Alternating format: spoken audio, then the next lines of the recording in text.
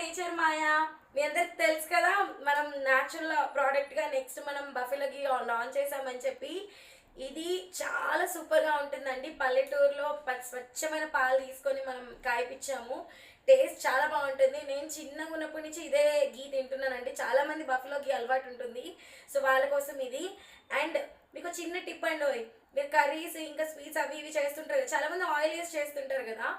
ఆయిల్లో next time నుంచి oil సగం గీ వేసుకొని, ఇంకా కుదిరితే ఇంకా ఫుల్ గీ వేసుకొని చేసుకోండి.